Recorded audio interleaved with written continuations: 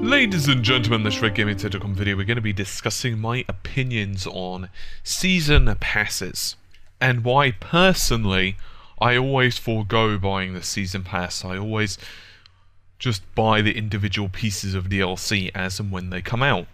So season passes have been a pretty big staple actually in the gaming industry for a while now, and sometimes you can get really good pieces of DLC, other times not so much. Now, on the face of it, season passes actually sound a pretty cool idea. In other words, you pay an upfront fee, and then you basically get all of the DLC at a discounted price, which, as I said at the start, it doesn't sound such a bad thing. It actually sounds a reasonable idea, but here's why I don't like it. You're basically hoping for the best. You're putting a lot of stock and a lot of faith in the fact that you're actually going to A, like the original title, B, that the DLC is going to be of good quality, and C, that you're either going to want the DLC in the first place. Now, developers will say that, you know, it's a really good thing. It shows that, and developers and publishers, may I add, that, you know, that they have continued interest in the title and that they want to keep supporting the title, and that season passes are their way of basically thanking you for pre-ordering early for you to get in on a really good deal. And I understand that point of view. And on certain games, for example on Call of Duties or Battlefield 4, where you know that the game's going to be pretty decent. For example, Battlefield 4 currently has a beta, and you could play on that beta, and you could say, okay, well, I quite like this game. But the thing is, that may eliminate the, do I like this purchase? Yeah, do I like this game enough to even buy it initially, let alone justifying spending money on it? However, it doesn't necessarily tell you how good the DLC is. And I think it's pretty much impossible for anyone and their mother to speak about DLC without speaking about Borderlands, because DLC and Borderlands 2 are pretty much synonymous with each other.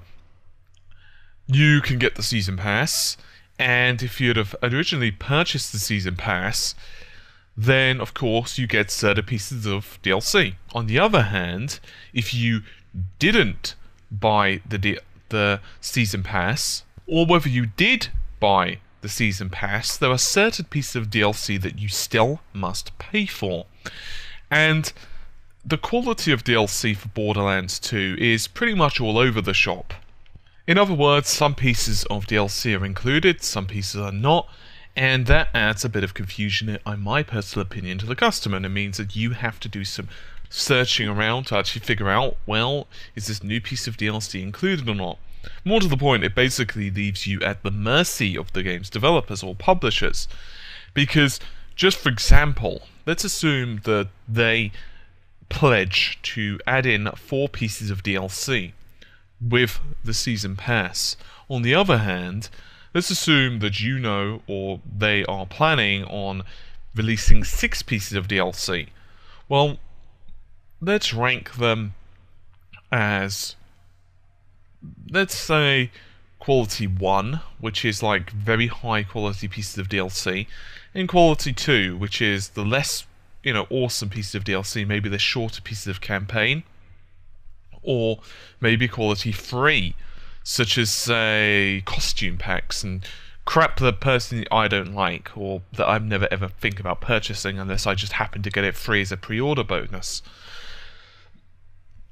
Well, the problem with the Season Pass is you don't know what combination you're going to get. Are you going to get 1? Are you going to get 1, 2, and say 2 3s? Are you going to get, you know, 1 really high quality piece of DLC, another reasonable piece of DLC, and then 2 costume packs? Are you going to get just a couple of map packs? And here's the problem with all of this. It just doesn't really seem particularly like that's a really good idea. Now, in multiplayer games like Call of Duty, like Battlefield 4, it could be better, because you know that they are going to make map packs, and in a way you are somewhat forced in some ways to actually pick those up if you want to keep playing the game, because you know that most of the community is going to buy them, and you're going to get bored on playing the same, 10 whatever levels the game gives you constantly. On the other hand, I think that single player titles lend themselves even worse to season passes, because what type of quality, what type of length is the season pass, or is the piece of DLC? Like, for example, I've used Mass Effect several times throughout RGT as a great example of pieces of DLC, but also of piss poor pieces of DLC.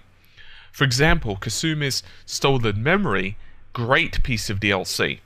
Mass Effect 3 has some really good pieces of DLC. On the other hand, there's also some really crap pieces of DLC where it simply just unlocks a rifle or something ridiculous. And so, let's assume that they charge, let's just use, prices such as £7. I'm not sure what that would be in dollars, probably about maybe $10, I'm assuming. Obviously, with exchange rates and the fact that sometimes they charge a little bit more for countries in the EU or for the UK or whatever. But let's assume it's about $10 or £7. The thing is that £7 worth of DLC even worth the purchase? If it's like a 30-minute extra piece of the campaign, to me, playing £7 for like 30 minutes, not really. Unless it's something really intrinsic to the storyline, and even then, I'd probably just watch it on YouTube, or I'll just pick it up more likely when it goes on sale, when it goes cheap. I would not feel happy to pay like £7, and I think that could be said for many people. I like to know what type of quality that I'm going to be getting before I pick it up. And while I realise that some people love the idea of season passes, particularly, as I've said, with titles like Call of Duty or Battlefield, or something where they know that there's going to be a substantial multiplayer life, with something that isn't like that, I just can't really bring myself to be really excited about the prospect of coughing up the money. And if we talk about Bioshock Infinite a moment, some people have criticised the developers for, how shall I put this, not releasing the DLC in a timely manner. But to their credit, unlike most games developers, they've said, well, it's actually because all of our team were focused on Infinite, the base game, and we only started the DLCs after the main title is shipped. And so you can't expect them to release a really large piece of DLC, which, to be fair, Burial at Sea, for example, is looking to be really awesome. But we don't know how long those are going to be. We don't know how lengthy the pieces of campaign are going to be. And honestly speaking, that's the problem. I mean, for example, Clash in the Clouds of Bioshock Infinite, not exactly amazing. I mean, that's just one of those pieces of DLC that I don't really care about. The Burial at Sea, both episodes 1 and 2, are looking to be really astounding, but personally, I'll just hold out and I'll buy episode 1 and then I'll buy episode 2, because, look, the DLC itself is like £16. You know what? If I have to pay a combined price of, say, $16-17 to buy episode 1 and 2 combined, then so be it. At least I'll know what I'm getting. And I'm not saying that season passes are always bad. I'm not saying that there aren't benefits to it from the developer's point of view as well. It gives them more cash to maybe improve the quality of the title as well. But from the consumer's point of view, I don't necessarily like it. And some people are going to say, well, it's very similar to Kickstarter. You might get that argument. You're paying, basically, you're coughing up front for a title. The difference is, in my personal opinion, you're not supporting a game which is already out. You're supporting someone's creative vision. You're usually supporting a pretty small indie studio, and we could keep going on and on and on. Obviously, you are welcome to completely differing opinions. I'm not necessarily saying that I'm right. I am just saying that in my personal opinion, I don't like season passes. I never have, but I've just noticed they're becoming more and more prevalent in gaming, and it's not necessarily bad. I'm not one of those people that says, oh god, DLC, rip off, red alert. I actually like some pieces of DLC. I really do want the new Burial at Sea, and I'm not someone who thinks, well, you know what, guys, you coughed up I coughed up my $29.99 for Bioshock Infinite. I'm talking obviously of pound prices for the PC, and I expect every new thing to be free. Obviously, the creators of Terraria, they released a huge update for Terraria, and applaud them for it. But to be fair, now they've raised the price of the base game, and their sales have rocketed again. So that's really good for them. But I'm more than happy to pay the price for Burial at Sea Episode 1 and Episode 2, and any other pieces of DLC that I think are good. There have been several that I've purchased just recently, in fact. For example, some of the Dishonored DLCs have been really awesome, but I just don't like the idea of coughing up for a season pass before I even, in some cases, have even gotten my hands on the game, in some cases on the PlayStation 4, for example, before I've even gotten my hands on the bloody console, let alone the games that are on it.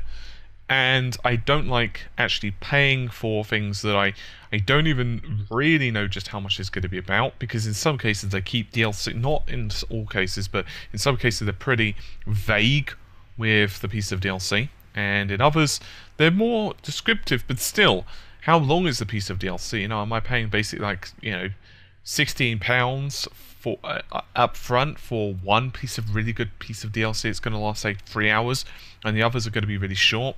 It's really hard to know, and obviously it goes to developer, but that's why my personal rule is that, generally speaking, I won't buy a season pass.